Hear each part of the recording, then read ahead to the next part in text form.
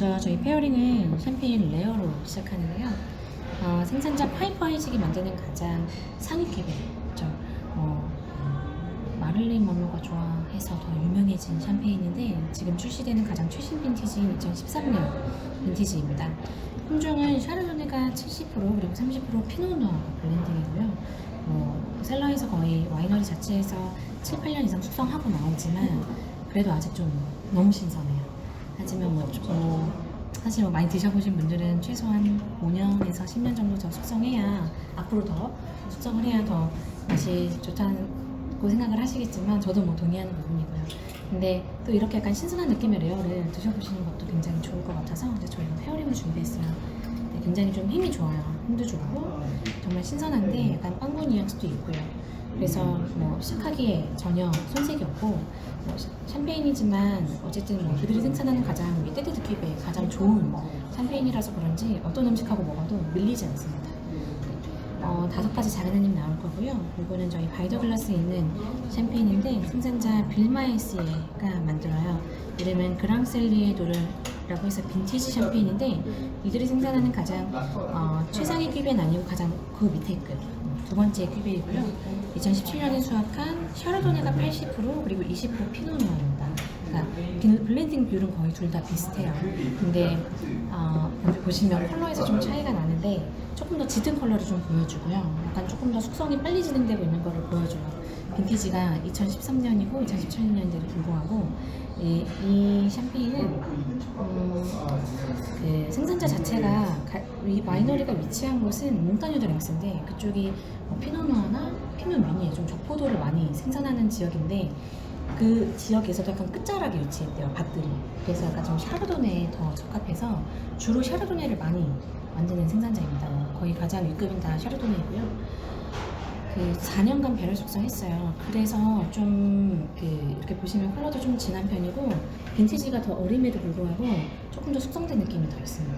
그래서 뭔가 지금 마시기에 직관적인 느낌은 빌마에스가 더 약간 그런 느낌이 있을 수 있어요.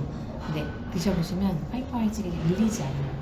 재밌으실 거예요. 약간 취향을 좀 보실 수도 있고요. 맛있게 드십시오. 네, 다음은 화이트 와인입니다. 생산자 바이더 말베르그가 오스트리아 와카우 지역, 그 지역 안에서도 바이텐베르크라고 하는 밭에서 만든 품종 그리너 벨트리너, 빈티지는 2019년입니다. 좀 신선한 그리너 벨트리너 같은 경우는 톡 쏘는 와사비향, 좀 스모키한 미네랄, 초록 허브 향들이 좀 지배적인데 이 와인 같은 경우는 한 4년 정도 숙성이 되면서 좀 노란 과일 향들의 특징이 좀 많이 납니다. 예를 들면 좀 신선한 파인애플, 노랑 복숭아, 아니면 꿀이랑 샤프란 같은 뉘앙스가 있어서 저희가 다음에 준비해드리는 옥돔과 고추 속에 옥돔이라는 생선 좀 질감이 많이 부드러운 생선입니다. 질감이랑 잘 맞아 떨어지고 그 소스에 약간 매콤한 느낌이 있는데 그 매콤한 느낌을 노란 과일들, 꿀이랑 샤프란 이렇게 조화를 이뤄주게 해줘서 제가 준비했습니다. 맛있게 드십시오. 생산자 장막비오가 만드는 사사뉴 몽라쉐이고요. 그 중에서도 프리메코르 쉥겐 밭이에요. 이 장막비오는 사사뉴 몽라쉐에 굉장히 거기에 이제 와이너리를 두고 이제 이 사사뉴 몽라쉐를 주력으로 만드는 생산자인데 프리메코르 밭도 굉장히 많이 소유하고 있고요. 저희는 이제 여러 밭들을 가지고 있는데 그 중에 쉥겐을 오늘 좀 맛보시라고 준비드리고 싶어요. 많이 알려진 생산자 아니지만 굉장히 밸런스가 좋게 진짜 잘 만드는 생산자고요. 오크 쓴 정도도 굉장히 절제하면서 쓰고 때로의 캐릭터를 더 많이 보여주는 데 치중하는 생산자입니다. 유기농 생산자이고 드셔보시면 진짜 깨끗한데 그 때로에서 오는 미네랄리티와 잘 익은 2020년 굉장히 좋았거든요. 좀 많이 덥기도 했었고 그래서 과숙할 수 있는 포도가 너무 과하게 익어버려서 과숙할까봐 수확을 좀 더 빨리 앞당겨서 했어요. 그래서 되게 신선한 느낌을 가지고 있고요. 미네랄 캐릭터, 오크의 쓴 정도나 이런 것들 밸런스가 아주 좋은 와인이에요. 그냥 와인 자체가 맛있어요. 근데 다른 음식 함께 드시면 더 맛있습니다. 네, 다음 글라스는 드라이 쉐리로 준비했어요. 생산자 에밀리오 히달고가 만드는 스페인 헤레즈 지역이고 이름 라파네사입니다. 네. 디저트 와인 같아서 냄새는. 이거 좀 약간 독특해요. 드라이 쉐리고요. 보통 쉐리 하면 되게 스윗한 거 많이 생각하시는데 이 드라이 쉐리가 만들기 힘들어요. 보통 이제 쉐리 만들 때 그 솔레라 방식을 많이 쓰는데 혹시 솔레라 방식 아시나요? 설명 좀. 네. 되게 쉽게 생각하면 시간장이라고 생각하시면 돼요. 그래서 밑에 오크를 거의 이렇게 피라미드처럼 쌓은 다음에 가장 밑에는 베이스 주스가 있고요. 맨 위에서부터 신선한 와인을 매년 조금씩 흘러내려요. 그럼 베이스 와인이 있는 상태에서 조금씩 신선한 와인들이 매년 덧입혀지는 겁니다.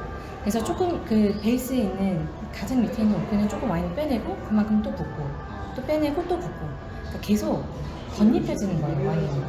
그러면서 기존에 있던 와인들은 계속 숙성이 되고 신선한 와인들이 유입되면서 숙성과 신선함을 같이 가지고 있는데 지금 굉장히 독특한 향이 나요. 그 이유가 이 드라이 쉐리를 만들려면 그렇게 만들어진 그 와인을 베이스로 해서 숙성을 할 때 와인을 오크 다 채우지 않고 일부만 채우면 이제 자연적인 현상에 의해서 숙성할 때 효모층이 위에 하얗게 생기는데 그게 지속이 잘 돼야 돼요. 이게 생기다가 말거나 생겼는데 지속되지 못하고 힘이 없어져서 그대로 사라져 버리거나 아예 생기지 않거나 아니면 생겼는데 너무 과하게 많이 생겨서 너무 많거나 이런 경우에 드라이 쉐리를 만들 수 있는 환경이 안 돼서 생산자가 임의로 주정 강화를 해서 스위트한 와인으로 만들어 버립니다. 그래서 이제 스위트한 와인들이 좀 많은 거고요. 그게 인간이 어떻게 할 수 있는 그 범위가 아니라 그 자연적인 환경과 요건들이 받쳐줘야 돼요. 그래서 그게 적절한 지역이 이 헤레즈 지역이고요. 왜냐하면 밑에서 불어오는 뜨거운 바람과 그 동쪽에서 불어오는 시원한 바람이 교대로 이렇게 불면서 그 효모가 살 수 있는 그 환경들이 만들어지는 그 지역이 헤레즈 지역이에요. 그 안에서도 외부적인 환경들도 작용을 해야 이 드라이 쉐리가 만들어지는데 그 플로우, 효모층이 지속적으로 오랫동안 유지가 돼야만 이 드라이 쉐리가 만들어집니다. 굉장히 독특해요. 바닷가에 위치해서 그런지 입안에 좀 짠맛이 있고요. 그리고 향 맡으시면 거의 꼬냑이나 위스키 같은 고도주의 향이 나는데 입안에서 신선해요. 신선하고 이렇게 탁 치는 되게 샤프한 산도가 있으면서 할 때 딱 삼키고 나면 오랫동안 여운이 정말 긴데 견과류의 향이 계속 나요. 저는 굉장히 매력적이라고 생각하는 와인이고요. 특히 이 와인은 와인만 먹을 때보다 음식과 함께 했을 때 그 시너지가 훨씬 더 큰 와인입니다. 이거는 와인 자체가 좀 맛있어서 준비해드리는 건데 생산자 파니자브레가 만들고요. 프랑스 부르고뉴 볼네 2021년이에요. 21년은 부르고뉴가 굉장히 좀 비극적인 해였고요. 2018년 너무 더웠고 20년 되게 더웠고 19년 굉장히 좀 클래식했지만 따뜻했고 굉장히 좀 글로벌 지구온난화를 겪으면서 계속 빈티지가 계속 좋았다가 21년도에 갑자기 4월에 큰 서리를 맞으면서 꽃이 거의 90%가 날아가면서 수확량이 80-90%를 다 잃고 시작했어요. 굉장히 좀 비극적인 해예요. 생산량이 80-90%가 줄었는데 이제 해가 그렇게 좋았다고는 할 수 없지만 생산자들이 말하는 건 서리 이후에는 그래도 큰 문제는 없었다. 하지만 덥진 않았다. 그래서 빈티지가 이 와인, 21년 와인들이 지구 온난화가 일어나기 전에 그때의 부르고뉴를 연상케 하는 그런 빈티지다라고 해요. 근데 제가 마셔봐도 정말 최근 한 10년간을 비교해봤을 때 굉장히 좀 마시기 편안하고 굉장히 좀 정말 클래식하면서도 진짜 옛날의 부르고뉴를 딱 생각하게 하는 빈티지인데 콜라만 봐도 이 같은 생산자의 2020년 가지 테이스팅이거든요. 완전 다른 와인이에요. 20년 지금 못 마셔요. 너무 단단하고 너무 진해서. 근데 21년은 바로 보여주고 색깔도 너무 연하고 딱 지금 엄청 신선한 과일, 딸기, 체리, 크랜베리, 라즈베리, 베리류 엄청 많고 입안에서 그린 허브 뉘앙스도 있는데 타닌의 결이 진짜 좋아요. 그리고 산도도 너무 좋고 네, 사실 피노누아와 트러플은 굉장히 좀 클래식한 페어링인데 저희가 또 오늘 소스에 참나물도 넣고 약간 버터 소스를 써서 약간 오일리한 이런 텍스처와 이런 것들을 또 밸런스를 좀 잘 잡아줄 거예요. 면에 도토리를 넣었어요. 그리고 소스에 참나물 넣어서 드시다가 약간 아삭하게 씹히면 참나물입니다. 이쪽에 프랑스 프로봉스 지역의 겨울 송로버섯이에요. 맛있게 드십시오. 생산자 조바레가 만드는 프랑스 보르도의 생줄리앙 마을입니다. 빈티지 2017년 빈티지고요. 생줄리앙인데 지금 뱅드 프랑스로 출시한 스스로 등급을 포기한 생산자예요. 조바레의 와이너리 역사는 1600년대 후반부터 시작을 하는데요. 지금 오너가 70대 중반 됐을 거예요. 되게 어렸을 때부터 이 조바레 와인을 만들었는데 지금 후계자가 없어서 좋게 말하면 되게 철학과 신념이 두터우신 분인데 이 등급을 포기할 이유가 없었거든요. 근데 등급을 포기한 이유가 자기는 50년 정도 이제 보르도에서 계속 와인을 만들었는데 그 50년 전과 지금은 너무 다르다. 막대한 자본들이 막 들어오면서 양조 방식이나 재배 방식들이 다 획일화 돼버렸고 그러면서 보르도의 정체성을 잃었다. 그래서 나는 보르도 등급 사용하지 않고 그냥 다 포기하고 뱅드 프랑스를 출시하겠다. 약간 이런 철학을 갖고 계세요. 품종은 카베르네 소비뇽이 거의 80%고요. 나머지 메를로, 포티베르도, 말백 이렇게 블렌딩, 아주 전형적인 보르도 블렌딩이고요. 묘목 자체가 밭이 딱 1.3헥타르인데 1헥타르가 보통 축구장 하나 정도거든요. 1.3헥타르는 굉장히 작은 밭이에요. 거기서 연간 6,000병 정도 생산하는데 이 포도나무 묘목이 평균 50년이 넘었고요. 말백 같은 경우는 100년이 넘었대요. 그래서 드셔보시면 아주 편안합니다. 이게 되게 젊은 포도나무 묘목에서 나오는 와인들은 그 캐릭터가 굉장히 뚜렷하고 굉장히 힘도 좋고 막 엄청 혈기왕성해요. 근데 사람하고 똑같은 것 같아요. 그 묘목들도 이제 뷰에빈이라고 해서 올드바인이라고 거기서 이제 수확한 포도들은 뭐냐면 마셔보면 되게 편안하거든요. 그러니까 그게 지금 드셔보시면 정말 느끼겠지만 2017년도에 보르도들 마셔보면 달라요. 확실히 그 오래된 포도나무에서 오는 편안함과 깊은 맛 그리고 저 지금 여기 서비스하기 직전에 바로 오픈했거든요. 그런데도 불구하고 굉장히 좀 바로 보여주는 느낌이 있어요.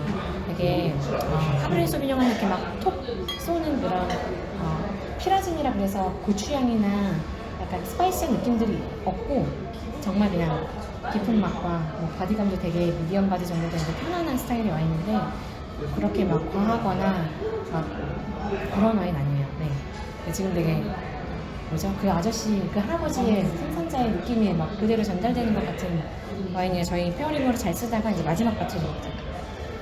네, 저희 한우가 저희가 되게 부드럽게 익혀내요.